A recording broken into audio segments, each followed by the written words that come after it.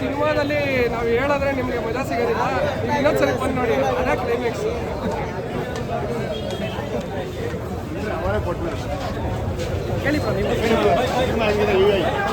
ಏನು ರಿವ್ಯೂ ಕೊಡೋದಂತ ಗೊತ್ತಾಗ್ತದೆ, ಯಾಕಂದರೆ ಸಿನಿಮಾ ಫೋಕಸ್ ಅಂತ ಹೇಳಿದ್ದಾರೆ.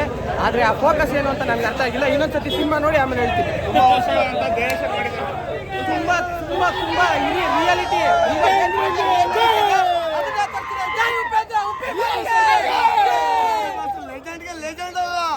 ಇನ್ನೂ ಫೋಕಸ್ ಸಿಕ್ಕಿಲ್ಲ ಹೇಳ್ತೀನಿ.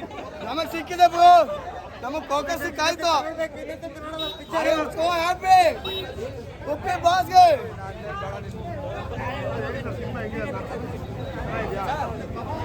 10 ನಿಮಿಷ ಫೋಕಸ್ ಮಾಡಿ ಅಂತಂದ್ರೆ ಯಾರು ಫೋಕಸ್ ಮಾಡಲ್ಲ. ಅಂತಂದ್ರೆ 2 ಅವರ್ ಫೋಕಸ್ ಮಾಡೋದು ನಮ್ಗೆ ಅರ್ಥ ಆಗ್ತಾಯಿಲ್ಲ. ಲೈಫಲ್ಲಿ ಫೋಕಸ್ ಅನ್ನೋದಿದ್ರೆ ಎಷ್ಟು ಇಂಪಾರ್ಟೆಂಟು. ಪ್ರಕೃತಿನ ಜನ ಹೆಂಗೆ ಬಳಸ್ಕೊತಾ ಇದ್ದಾರೆ, ಪ್ರಕೃತಿ ರಾಜಕೀಯ ಯಾವ ಥರ ಹಾಳು ಮಾಡ್ತಾ ಇದ್ದಾರೆ, ಒಂದೆನ್ನಲ್ಲಿ ಪ್ರಕೃತಿನ ತೋರಿಸಿ ಇಡೀ ಎಂಡ್ ಆಫ್ ಡೇ ನಮ್ಮ ಸರ್ಕಾರ ನಮಗೆ 3 ನಾಮ ಇರ್ತಾರಂತ ತೋರಿಸ್ಕೊಡ್ತಾರೆ. Uppi basket. Don't confuse the confused. If you confuse the confused will confuse you. That is the movie. Movie ಸಾಕಾಗಿದೆ ಬ್ರೋ. ತುಂಬಾ ವರ್ಷ ಆದ್ಮೇಲೆ ಡೈರೆಕ್ಷನ್ ಮಾಡಿದ್ರು ಸರ್. 100% ತುಂಬಾ ಚೆನ್ನಾಗಿದೆ. ಕ್ಲೈಮ್ಯಾಕ್ಸ್ ಅಲ್ಟಿಮೇಟ್ ಆಗಿ ಕೊಟ್ಟವ್ರೆ. ಎಂಟ್ರಿ ಸೀನ್ ಅಂತೂ ಸಕ್ಕತ್ತಾಗಿದೆ. ಬ್ರೈನ್ ಹೇಗಿರ್ಬೇಕು ಅಂತ ತೋರಿಸಿದ್ದಾನೆ. ಸಿನಿಮಾ ಮಾತ್ರ ಎಕ್ಸ್ಟ್ರಾರ್ಡಿನರಿ ಆಗಿದೆ. ಒಂದ್ಸಲ ನೋಡೋರು ಖಂಡಿತ ಅರ್ಥ ಆಗಲ್ಲ. ಇದು ಬುದ್ಧಿವಂತರಿಗೆ ಮಾತ್ರ. ನೀವು ಎಷ್ಟು ಸಲ ನೋಡ್ತೀರಾ? ನಾನು ನೋಡ್ತೀನಿ ಬಾಸ್, ಪಕ್ಕ. 10 ಪುಷ್ಪ, 1 UI. ಇವಾಗ ಆಲ್ರೆಡಿ ನಾನು ಇನ್ನೊಂದ್ಸಲ ಟಿಕೆಟ್ ತಗೊಂತಾ ಇದ್ದೀನಿ. ಫೋಕಸ್ ನೆಕ್ಸ್ಟ್ ಹೇಳ್ತೀನಿ. 10 ಪುಷ್ಪ ಅಲ್ಲ ಅಣ್ಣ, 50 ಪುಷ್ಪ ಆದ್ರೂ ಆಗಲ್ಲ. ಸೃಷ್ಟಿ ಮಾಡಿರೋ ದೇವ್ರನ್ನ ತುಳಿಯೋಕ್ಕೆ ನಮಗೆ ಭಯ ಇದೆ. ನಾವು ಸೃಷ್ಟಿ ಮಾಡಿರೋ ದೇವ್ರನ್ನ ನಾವು ತುಳಿಯೋಕ್ಕೆ ಭಯ ಪಡಲ್ಲ. ಅದೇ ಜೈ UP ಬಾಸ್. ಇನ್ನು ಅರ್ಥ ಮಾಡ್ಕೋತೀನಿ. ಮೂವಿ ಇನ್ನು ಅರ್ಥ ಮಾಡ್ಕೋತಾನೆ ಇದ್ದೀನಿ. ಯಾವಾಗ ಅರ್ಥ ಮಾಡ್ಕೋತೀನಿ? ಇವನೊಂದು 10 ಸತಿ ನೋಡ್ಬೇಕು ಫಿಲಮ್ ಅರ್ಥ ಆಗ್ಬೇಕು ಅಂದ್ರೆ. ಸರ್ ಹೇಳಿ, ತುಂಬಾ ವರ್ಷ ಆದ್ಮೇಲೆ ಡೈರೆಕ್ಷನ್ ಮಾಡಿದ್ರೆ ಉಪ್ಪಿ ಸರ್. ಅಯ್ಯೋ ಹೇಳಕ್ಕೆ ಆಗಲ್ಲ. ಅವ್ರ ಡೈರೆಕ್ಷನ್ ಏನ್ ಹೇಳಕ್ ಇಷ್ಟಪಡ್ತೀವಿ ಅಂದ್ರೆ ಇನ್ನು ಯೋಚನೆ ಮಾಡಕ್ಕೆ ನೋಡ್ತಾ ಬಂದು ನೀವೇನ್ ಕಲ್ತಿದ್ದೀರಿ? ಫ್ರೀಡಮ್ ಅಷ್ಟೇ. ಮನುಷ್ಯನಿಗೆ ಫ್ರೀಡಮ್ ಬೇಕು ಎಲ್ಲದ್ರಲ್ಲೂ. ಅದೊಂದು ಮೇನ್ ಬೇಕಾಗಿರೋದು ಅಷ್ಟೇ ಸರ್. ಅಂದರೆ ಯಾವುದ್ರ ಬಗ್ಗೆ ಟೆನ್ಷನ್ ಮಾಡ್ಕೊಳ್ಳದೆ ಆರಾಮಾಗಿ ರಿಯಾಲಿಟಿ ಏನಿದೆ ನಿಜವಾಗ್ಲೂ ತೋರಿಸಿದ್ದಾರೆ. ಅದೊಂದು ತುಂಬ ಖುಷಿಯಾಗಿದೆ ನಮಗೆ.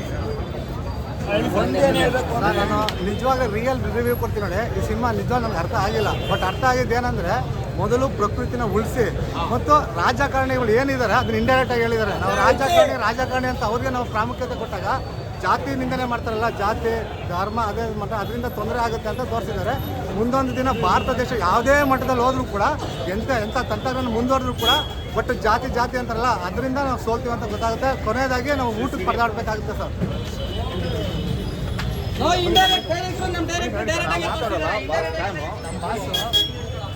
ನೋಡಿದ ಸಿನಿಮಾ ನೋಡಿದ್ರೆ ಸರ್ ಯಾವ ಟೈಟ್ ಓಡಿಸಿದ್ರು? ತುಂಬ ಚೆನ್ನಾಗಿದೆ ಸರ್. 2012ರಲ್ಲಿ ಓಡಿಸಿದ್ದು ಸರ್. 2012 ಯಾವ್ದು ಸೂಪರ್ ಮೂವಿ ಬಂದಾದ್ಮೇಲೆ ಓಡಿಸಿದ್ದು ಸರ್. ಹೇಳಿ ಸರ್, ನೀವು UI ಫಿಲಿಮ್ ನೋಡಿದ್ರಾ? ಸರ್ UI ಮೂವಿ ನೋಡೋದಕ್ಕಿಂತ ನಮ್ಮ ಪ್ರಪಂಚನ ಮಿರರ್ ಮುಂದೆ ನೋಡ್ದಂಗಿತ್ತು ಸರ್. ಅಷ್ಟೇನೆ. ನಮ್ಮ ರಾಜಕಾರಣಿಗಳನ್ನ ಮತ್ತೆ ತಿರುಗಿ ನೋಡ್ದಂಗಿತ್ತು ಸರ್. ಅಷ್ಟೇ ಸಿಂಪಲ್ ಆಗಿದೆ ಲಾಜಿಕ್ಕು. ಅರ್ಥ ಮಾಡ್ಕೊಳಕ್ ನಮ್ಮ ಜನಗಳು ಕಷ್ಟ ಬೀಳ್ತಾ ಇದ್ದಾರೆ. ಲಾಸ್ಟ್ ಕ್ಲೈಮ್ಯಾಕ್ಸ್ ಅರ್ಥ ಆಯ್ತಾ ನಿಮಗೆ? ಸೂಪರ್ ಆಗಿದೆ ಸರ್. ಅಲ್ಲ, ಅರ್ಥ ಮಾಡ್ಕೊಂಡ್ರೆ ಸೂಪರ್ ಸ್ಟಾರ್ ಅಂತ ಹೇಳಿದ್ದಾರೆ. ನಿಮ್ಗೆ ಅರ್ಥ ಆಯ್ತಾ? ಅರ್ಥ ಮಾಡ್ಕೊಳ್ಳೋದು ಏನಿಲ್ಲ ಸರ್, ಕಣ್ಣು ಮುಂದೆನೇ ಇದೆ. ಹುಡುಕ್ಲೇ ಬರೋದಲ್ಲ, ಇದ್ರಲ್ಲೆಲ್ಲ ಲಾಜಿಕ್ಕೆ ಹುಡುಕ್ ಬರೋದು ನಾವು. ಒಂದು ಇದರಲ್ಲಿ ಇವೆಂಟ್ ಅಲ್ಲಿ ಹೇಳಿದ್ದಾರೆ ಉಪ್ಪಿ ಸರ್, ಲಾಸ್ಟ್ 10 ನಿಮಿಷ ಅರ್ಥ ಮಾಡ್ಕೊಂಡ್ರೆ ಸೂಪರ್ ಸ್ಟಾರ್ ಅಂತ ಹೇಳಿದ್ದಾರೆ. ನಿಮ್ಗೆ ಅರ್ಥ ಆಯ್ತಾ ನಿಜ ಸರ್? ಅರ್ಥ ಮಾಡ್ಕೊಳ್ಳೋದು ಏನಿಲ್ಲ ಸರ್. ಇದರಲ್ಲಿ ಅರ್ಥ ಮಾಡ್ಕೊಳ್ಳೋದು ಏನೂ ಇಲ್ಲ. ನಮ್ಮ ಪ್ರಪಂಚ ಏನಿದೆ ಅದನ್ನೇ ತೋರಿಸಿದ್ದಾರೆ. ನಮ್ಮ ರಾಜಕಾರಣಿಗಳಾಗಲಿ, ನಮ್ಮ ಸ್ವಾಮೀಜಿಗಳಾಗಲಿ, ನಮ್ಮ ಹಾಕೋ ಓಟ್ಗಳಾಗಲಿ, ಹೆಂಗೆ ಹಾಕ್ಕೊಂತಿದ್ದೀವಿ, ಹೆಂಗೆ ಮಾರ್ಕೊಂತಿದ್ದೀವಿ, ಅವರೆಲ್ಲ ನಮ್ಗೆ ಹೆಂಗೆ ಊಟ ಇಕ್ತವ್ರೆ ಅನ್ನೋದು ಕರೆಕ್ಟಾಗಿ ತೋರಿಸವ್ರೆ. ಇದರಲ್ಲಿ ಕಂಪ್ಯೂಸ್ ಆಗುವಂಥದ್ದು ಒಂದೇ 1% ಇಲ್ಲ ಸರ್. ನೀಟಾಗಿ ತೋರಿಸಿದ್ದಾರೆ. Thank you sir. ಥಿಯೇಟರ್ ಬರಲ್ಲ ಅಂತ ಹೇಳ್ತಾವ್ರೆ. ಈ ಸಿನಿಮಾ ಮೂಲಕ ಏನು ಹೇಳ್ತಾರೆ? ಏನು ಹೇಳಕ್ಕೆ ಕಷ್ಟಪಡ್ತಾರೆ? ಥಿಯೇಟರ್ ಬರಲ್ಲ, ಒಳ್ಳೆ ಸಿನಿಮಾ ಬರ್ತಾನೆ ಅಂತ ಹೇಳ್ತಾವ್ರೆ. ಇದು ಸಿನಿಮಾನೇ ಅಲ್ಲ ಸರ್, ಇದು ಜೀವನ. ಇದು ಸಿನಿಮಾನೇ ಮಾಡಿಲ್ಲ, ಅವರು ಜೀವನ ಮಾಡಿ ತೋರಿಸಿದ್ದಾರೆ. ನಿಮ್ಮ ಜೀವನ ಹೆಂಗಿದೆ, ಏನು ಬಾಳ್ತಿದ್ದೀವಿ ಸಿನಿಮಾದಲ್ಲೇ ಜೀವನ ಸೀರಿಯಸ್ ಆಗಿ. ಜೀವನ ಅರ್ಥ ಆಗಬೇಕಾದ್ರೆ ಸಿನಿಮಾ ಬಂದು ನೋಡ್ಬೇಕಷ್ಟೇ ಎಲ್ಲರೂ. Thank you sir. ಫ್ಯೂಚರ್ ತುಂಬ ಕಡೂರವಾಗಿರೋದಂಥ ಆಫೀಸರ್ ಕ್ಲಿಯರ್ ಆಗಿ ಹೇಳಿದ್ದಾರೆ. ಸೊ ಇದು ನಂದು ಎಲ್ಲ ಮೂವಿಗಳು ಫಸ್ಟ್ ನೋಡ್ತಾ ಇರ್ತೀವಿ, ಬಟ್ ಈ ಮೂವಿಗೆ ರಿಯಾಲಿಟಿ ತೋರಿಸಿದ್ದಾರೆ. ಎಲ್ಲ ಮೂವಿಯಲ್ಲಿ ಲಾಸ್ಟು ಇದು ಬರೋವಾಗ ಎಲ್ಲ ಎದ್ದೋಗ್ತಾರೆ, ಬಟ್ ಎಲ್ಲ ಜನ ಇನ್ನೂ ಕೂತಿದ್ರು. ಸೊ ಇನ್ನೇನಾಗುತ್ತೆ ನೆಕ್ಸ್ಟ್ ಉಪ್ಪಿ ಸರ್ ಇನ್ನೇನು ತೋರಿಸ್ತಾ ಇರಂತ. ಬಟ್ ಥಿಯೇಟರ್ ಅವ್ರಿಗೆ ಕನ್ಫ್ಯೂಸ್ ಆಗಿದೆ, ಇನ್ನೇನಾದರೂ ಇರ್ಬೋದಾ ನೆಕ್ಸ್ಟ್ ಅಂತ ಹೇಳ್ಬಿಟ್ಟು. ಅವ್ರು ಯಾವಾಗ ಲೈಟ್ ಆನ್ ಮಾಡ್ತಾರೋ ಅವಾಗೆಲ್ಲ ಎದ್ದೋಗ್ತಾ ಇದ್ರು. ಬಟ್ ಸ್ಟೋರಿ ತುಂಬ ನೀಟಾಗಿ ತೊಗೊಂಡೋಗಿದ್ದಾರೆ ಉಪ್ಪಿ ಸರು. ಇದಕ್ಕೆ ಮುಂಚೆ ಎಲ್ಲ ಫಿಲಮ್ಗಳು ಇದೇ ಥರ ಇತ್ತು, ಈ ಮೂವಿನೂ ಅದೇ ಥರ ಇದೆ. ಸೊ ಕಲ್ಕಿ ಆಲ್ರೆಡಿ ತೋರಿಸಿದ್ದಾರೆ, ಬಟ್ ಇದು ಬೇರೆ ಥರ ತೋರಿಸಿದ್ದಾರೆ ಕಲ್ಕಿ. ಸೊ ಎಲ್ಲರೂ ಬಂದು ನೋಡಿ. ಸೊ ಕನ್ನಡ ಮೂವಿನ ಟ್ರೋಲ್ ಮಾಡೋಕ್ಕೆ ತುಂಬ ಕಷ್ಟ ಇದೆ. ಮೂವಿನ ಟ್ರೋಲ್ ಮಾಡೋರಿಗೆ ಟ್ರೋಲ್ ಇಟ್ಟಿದ್ದಾರಲ್ಲ ಆಲ್ರೆಡಿ. ಸೊ ಎಲ್ಲರೂ ಬಂದು ನೋಡಿ, ತುಂಬ ಚೆನ್ನಾಗಿದೆ ಮೂವಿ. ಒಂದ್ಸಲ ಅರ್ಥ ಆಗಲ್ಲ. ಮತ್ತೆ ಡೈರೆಕ್ಷನ್ಗೆ ಕಮ್ಬ್ಯಾಕ್ ರೆಡಿ ಇದ್ದೀರಾ ನೀವು? ಸೊ 100% ರೆಡಿ ಇದ್ದೀವಿ. ಈ ಸಲ ಯಾವತ್ತು ಬಂದು ನೋಡೇ ನೋಡ್ತೀವಿ ನಾವು. ಪ್ಯೂರ್ ಕನ್ನಡಿಗರು ನಾವು. ಸೊ ಅವ್ರ ಮೂವಿನ ನಾವು ಯಾವತ್ತೂ ಮಿಸ್ಸೇ ಮಾಡಲ್ಲ. Thank you. ಹೇಳಿ ಸರ್, ಈ ಯುವ ಚಿತ್ರ ಘೋಷಣೆ ಆದಾಗ ಉಪೇಂದ್ರ ನಿರ್ದೇಶನ ಮಾಡ್ತಾರೆ ಅಂದಾಗ ತುಂಬ ನಿರೀಕ್ಷೆಗಳನ್ನು ಹುಟ್ಟಾಕಿತ್ತು. ಆ ನಿರೀಕ್ಷೆಗಳಿಗೆ ಖುಷಿ ಆಗದೆ ಇರೋ ಥರ ಚಿತ್ರ ಮೂಡಿ ಬಂದಿದೆ. ಉಪೇಂದ್ರರವರು ಯಾವಾಗೆಲ್ಲ ನಿರ್ದೇಶಕನ ಟೊಪ್ಪಿಯ ಮೇಲಿರುವ ಧೂಳನ್ನು ಕೊಡವಿ ನಿರ್ದೇಶನದ ಅಖಾಡಕ್ಕೆ ಇಳಿದಿದ್ದಾರೆ, ಅವಾಗೆಲ್ಲ ವಿಕ್ರಮಗಳು ಸ್ಥಾಪನೆಯಾಗಿದೆ. ಇತಿಹಾಸದಲ್ಲಿ ಪುರಾವೆ ಇದೆ. ಆಗಿನ ಕಾಲಕ್ಕೆ ಅವರು ಓಂ, ಆಪರೇಷನ್ ಅಂತ, ಸ್ವಸ್ತಿಕ್ ಅಂತಹ ತಮ್ಮ ಕಾಲಮಾನಕ್ಕೆ ಮುಂದಿರುವ ಚಿತ್ರಗಳನ್ನ ನಿರ್ದೇಶನ ಮಾಡಿದ್ದಾರೆ. ಇದು ಅಷ್ಟೇ, ಇದು ಮುಂಗಾಣಿಕೆ. ಮುಂದೆ 25 ವರ್ಷದ ನಂತರ ಸಮಾಜ ಹೇಗಿರುತ್ತೆ ಅಂತ ಇದನ್ನು ತೋರಿಸಿದ್ದಾರೆ. ಇದು ಇಡೀ ಜಾಗತಿಕ ಮಟ್ಟದಲ್ಲಿ ಸಾಮಾಜಿಕ ಆರ್ಥಿಕ ಸ್ಥಿತ್ಯಂತರಗಳಿಗೆ ಒಂದು ಕೈಗನ್ನಡಿ ಇದ್ದಾಗಿದೆ ಈ ಚಿತ್ರ. ಪ್ರಪಂಚದಲ್ಲಿ ಏನು ನಡೀತಾ ಇದೆ ಅದನ್ನೆಲ್ಲ ತೋರಿಸಿದ್ದಾರೆ. ಇದು ಮೇಲ್ನೋಟಕ್ಕೆ ಒಂದು ರೀತಿ ಕತೆ ಹೋಗ್ತಾ ಇರುತ್ತೆ, ಆದರೆ ಗೂಢಾರ್ಥ ಅರ್ಥ ಮಾಡ್ಕೊಳ್ಳೋಕ್ಕೆ ಸ್ವಲ್ಪ ಹೊತ್ತು ಯೋಚನೆ ಮಾಡಬೇಕಾಗುತ್ತೆ, ಇನ್ನೊಂದ್ಸಲ ನೋಡಬೇಕಾಗುತ್ತೆ. ಬಹಳ ಪದರಗಳಿರುವಂತಹ ಚಿತ್ರಕಥೆ ಇದು. ಇದನ್ನು ಉಪೇಂದ್ರ ಮಾತ್ರ ಮಾಡೋಕ್ಕೆ ಸಾಧ್ಯ. 1990ರ ನಂತರ ಇಡೀ ಭಾರತೀಯ ಚಿತ್ರರಂಗದಲ್ಲಿ ನಿರ್ದೇಶಕ ಅಂತ ಬಂದಾಗ ಉಪೇಂದ್ರ ಒಬ್ಬ ಯುಗ ಪ್ರವರ್ತಕ. ಈ ಥರ ನಿರ್ದೇಶನ ಮಾಡೋಕ್ಕೆ ಉಪೇಂದ್ರರಂಥವರಿಗೆ ಮಾತ್ರ ಸಾಧ್ಯ. ಅವರಿಗೆ ಅಧ್ಯಯನಶೀಲತೆ ಇದೆ, ಸೂಕ್ಷ್ಮಗ್ರಾಹಿ ಮನಸ್ಸಿದೆ. ಅಂಥವ್ರು ಮಾತ್ರ ಈ ರೀತಿ ಚಿತ್ರವನ್ನು ತೆಗಿಬೋದು. ಇದು ಕನ್ನಡ ನೆಲದಲ್ಲಿ ಹುಟ್ಟಿದಂತಹ ಜಾಗತಿಕ ಮಟ್ಟದ ಚಿತ್ರ. ಇದು ಈ ರೀತಿ ಚಿತ್ರ ತೆಗೆಯೋದು ಸುಲಭ ಅಲ್ಲ. ಸಿನಿಮಾ ನೋಡಿದ್ರೆ ಜನರಲ್ ಏನು ಸಿಗುತ್ತೆ ಚೇಂಜ್ ಅಂದರೆ ಅವ್ರಿಗೆ ಒಂದಿಷ್ಟು ಅವರು ಯಥಾಸ್ಥಿತಿ ಅಂತ ಇರುತ್ತೆ, ಅದರಿಂದ ಅವ್ರನ್ನ ಬಡದೆಬ್ಬಿಸ್ತಾರೆ. ಒಂದಿಷ್ಟು ಯೋಚನೆ ಮಾಡೋಕ್ಕೆ ಪ್ರೇರೇಪಿಸ್ತಾರೆ. ಈಗ ಮನೆಗೆ ಹೋದ್ಮೇಲೆ ಇದನ್ನು ನೋಡಿದ್ವಲ್ಲ, ಇದನ್ನೆಲ್ಲೋ ಓದಿದ್ವಲ್ಲ, ಅದನ್ನು ಪ್ರೇರೇಪಿಸ್ತಾರೆ. ಅದು ನಿರ್ದೇಶಕನ ಕೆಲಸ. ನಿರ್ದೇಶಕ ಸಮಾಜದ ಅಂಕುಡೊಂಕುಗಳನ್ನು ತೋರಿಸ್ಬೋದು, ಅದಕ್ಕೆ ಸಮಾಧಾನ ಹೇಳೋಕ್ಕಾಗಲ್ಲ, ಅದಕ್ಕೆ ಆಗ ಉತ್ತರ ಕೊಡೋಕ್ಕಾಗಲ್ಲ. ತೋರಿಸ್ಬೋದು ಹೀಗಿದೆ ಸಮಸ್ಯೆ ಅಂತ. ಉಪೇಂದ್ರ ಅವರು ಮಾಡಿದ್ದಾರೆ, ಅವ್ರಿಗೆ ಎದೆಗಾರಿಕೆ ಇದೆ. ಇದು ನಿರ್ದೇಶಕನ ಕೆಲಸ. ಇದು ಕನ್ನಡಿಗರು ಹೆಮ್ಮೆ ಪಡಬೇಕಾದಂತಹ ಚಿತ್ರ ಇದು. ಇದು ಉಪೇಂದ್ರರಂಥವ್ರಿಗೆ ಮಾತ್ರ ಸಾಧ್ಯ. ಇದು ಪ್ರತಿಯೊಬ್ಬರು ಬಂದು ಸಿನಿಮಾ ನೋಡಬೇಕು, ಇದು ನಮ್ಮ ಚಿತ್ರ ಅಂತ ಹೇಳ್ಕೋಬೇಕು. ಇಷ್ಟು ದಿನ ಉಪೇಂದ್ರವರ ಪ್ರತಿಭೆ ಜಗಜ್ಜಾಗಿರ. ಆದರೆ ಆ ಪ್ರತಿಭೆ ಜೊತೆಗೆ ಅತ್ಯಾಧುನಿಕ ತಂತ್ರಜ್ಞಾನದ ಅವ್ರಿಗೆ ಸಹಾಯ ಸಿಕ್ಕಿದ್ರೆ ಏನಾಗ್ಬೋದು ಅನ್ನೋದು ಈ ತೆರೆ ಮೇಲೆ ಕಾಣಿಸುತ್ತೆ. ನಿಮಗೆ ಶ್ರೀಮಂತವಾಗಿ ಮೂಡಿ ಬಂದಿದೆ. ನನಗೆ ಉಪೇಂದ್ರ ನಟನಾಗಿ ಮಿಂಚಿದ್ದಾರೆ, ಆದರೆ ಇಡೀ ಚಿತ್ರವನ್ನು ಆವರಿಸ್ಕೊಳ್ಳೋದು ಉಪೇಂದ್ರ ಅನ್ನುವ ನಿರ್ದೇಶಕ. ಇದು ನಿರ್ದೇಶಕರ ಚಿತ್ರ. ಇದು ಖಂಡಿತ ಗೆಲ್ಲುತ್ತೆ, ಇದರ ಅನುಮಾನವೇ ಇಲ್ಲ. ಸರ್, ಪ್ರಜಾಕೀಯ ವಿಷಯ ಏನಾದರೂ ಇದರಲ್ಲಿ ಇದೆಯಾ? ಅಂದ್ರೆ ಒಂದು ರಾಜಕೀಯ ಹೇಳಿಲ್ಲ, ಆದ್ರೆ ಏನೆಲ್ಲ ಮಾಡಬಹುದು ಒಂದು ರಾಜಕೀಯ ಪಕ್ಷ ಅನ್ನೋದನ್ನ ಹೇಳಿದ್ದಾರೆ. ಅಂದ್ರೆ ಇದು ರಾಜಕೀಯ ಚಿತ್ರ ಅಲ್ಲ. ಇದು ನೀವು ಈ ಚಿತ್ರವನ್ನ ವಿಶೇಷತೆ ಏನು ಅಂದ್ರೆ, ಇದನ್ನ ನೀವು ಪ್ರೇಮ ಕಥೆ ಅಂತಿರೋ, ಸಾಂಸಾರಿಕ ಕಥೆ ಅಂತಿರೋ, ಪತ್ತೇದಾರಿ ಕಥೆ ಅಂತಿರೋ, ಈ ರೀತಿ ವರ್ಗಕ್ಕೆ ಸೇರ್ಸಕ್ಕಾಗಲ್ಲ.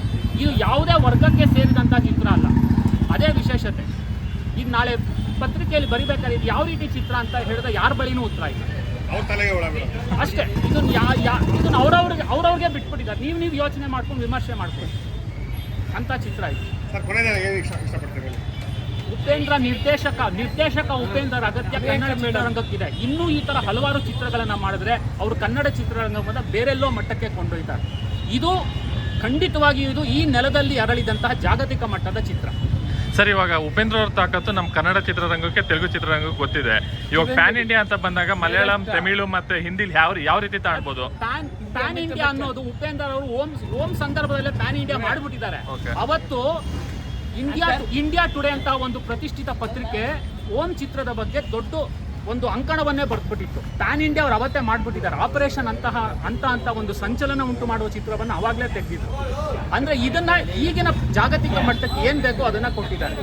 ಕೆಲವು ವಿವಾದಾತ್ಮಕ ಅಂಶಗಳು ಇದೆ, ಆದ್ರೆ ಅದನ್ನ ಹೇಳುವ ಎದೆಗಾರಿಕೆ ಉಪೇಂದ್ರ ಅವ್ರಿಗಿದೆ. ಅದಕ್ಕೆ ಅವರನ್ನ ನಿರ್ದೇಶಕ ಅಂತ ಕರೀತಾರೆ. ನನಗಂತೂ ಬಹಳ ಖುಷಿ ಕೊಡ್ತು ಚಿತ್ರ. ಈ ರೀತಿ ಚಿತ್ರ ಎಲ್ಲರಿಗೂ ತೆಗಿಯಕ್ಕಾಗಲ್ಲ. ಮನರಂಜನೆಗಾಗಿ ಚಿತ್ರ ಮಾಡ್ಬಿಡ್ಬೋದು, ಆದ್ರೆ ಇಷ್ಟೆಲ್ಲ ಅಂಶಗಳನ್ನ ಇಟ್ಕೊಂಡು ಚಿತ್ರ ಮಾಡೋಕೆ ನಿಜವಾಗಿಯೂ ಎದೆಗಾರಿಕೆ ಬೇಕು. Thank you very much. ಬನ್ನಿ ಸರ್, ಯಾರು ನಿಲ್ಕೊಡೋದು